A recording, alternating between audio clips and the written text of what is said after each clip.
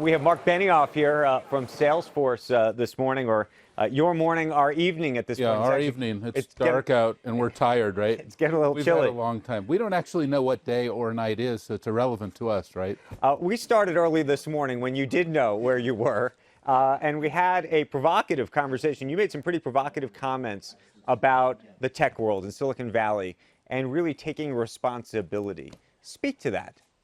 Well, I mean, for us, it's a natural. I mean, when we started our business now almost 20 years ago, we put 1% of our equity, 1% of our profit, and 1% of all of our employees' time into a foundation. It was easy because we had no employees. Right. But we had no time. But the thing is, it really set the culture.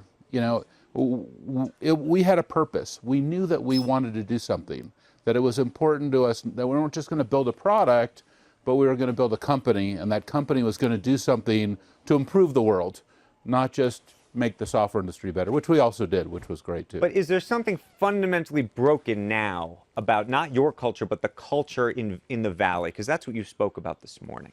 Well, I don't think it's fundamentally broken. I just think that you have two worlds. One world is companies that are purpose-driven and CEOs that are purpose-driven, that there's clarity on what is it that you really want? What do you want to achieve? What is really important to you? Are you focused on the fundamental trust that you have with your customers? And then you have a bifurcation where you have companies or CEOs maybe that are only focused on the product. And when you're only focused on the product and not on the culture and not on your community, that's when you can have a problem. It's so interesting that you say product, though, and not profit, because in most other industries, people talk about there's too much focus on the profit, not the product.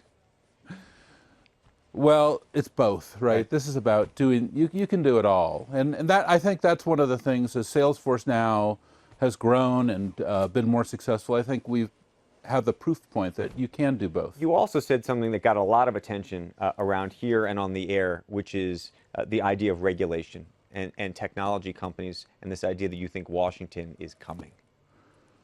Well, I just think that we're the same industry as every other industry, and you can see in financial services, the government has involved, consumer product goods, food, technology, the government is going to have to be involved. And you say they have to be. Should they be? Meaning, so far, the technology industry has managed to fend off the government in terms of regulation. There is some regulation, but there probably will have to be more. You can see use cases that are happening where you're going to want more regulation. What are you talking about? What do you speak about? Well, you've seen like this kind of situation where elections are being manipulated by outside forces. That's probably an opportunity for the government to look at that. And so, okay, so effectively we're talking about Facebook now. How would you regulate a Facebook? Well, I think you'd do it exactly the same way that you regulated the cigarette industry. You know, here's a product, cigarettes, they're addictive, you know, they're not good for you. Maybe there's all kinds of different forces trying to get you to do certain things. There's a lot of parallels. Is that how you feel, by the way, about social media?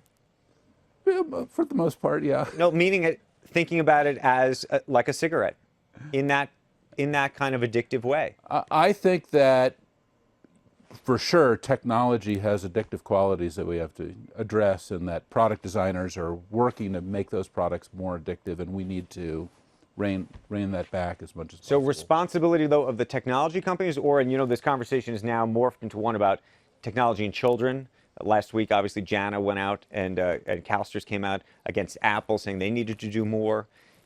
Where's the responsibility lie? Well, nothing's more important than our children's, you know, health and education. You know how I feel about that. Right. I mean, I've built 2 children's hospitals. We're putting tens of millions of dollars into our public schools. Now you're in our zone. I mean, I feel like that's where we should be spending all of our attention. We should be focused on, are we getting our kids ready for this fourth industrial revolution that is happening? It's the very thing that we're talking about. But the relationship that kids, if you will, have with technology. And a huge issue. But who's supposed to be the monitor of that? The technology companies? The parents, number one. Right. Parents have to do their job, just like, you know, we talked about on your panel. And number two, if there's, you know, an unfair advantage or things that are out there that aren't not understood by parents, then the government's got to come forward and illuminate that. Well, you can see that right now in the food industry with sugar. Right. Like, I mean, for a long time, we didn't understand the kind of the issues with sugar. Now we do. Implications of the tax reform plan on Salesforce. How's it going to change your business? I don't think it's going to have any kind of material impact. I think the biggest thing is that there is a huge amount of exuberance with CEOs around the tax plan, so that the kind of what I would call economic freight train is going to continue. And you're seeing that in your business. You guys raised guidance not once, twice, but now 4 times for 2018. You want to raise it again while we're here? I don't think that our IR is going to let me do that. But in terms of just using Salesforce as we a can proxy, only give guidance in an official as setting. a proxy for the rest of the economy, what are you seeing? The freight train is still on the track? I think so. I think it's an economic freight train, and every CEO is bullish. And one of the things about Davos is that it tends to be a tremendous measurement of where things are. I mean, you and I were both here in 2008, 9, 10, and you can see when everybody's walking around with their head down, no one's walking around with their head down. People are excited, and they're feeling good about the world. Final question. President Trump is going to be here on Friday. What do you want to hear him say? Well, I want him to bring everybody together in a positive way. I think this is really important.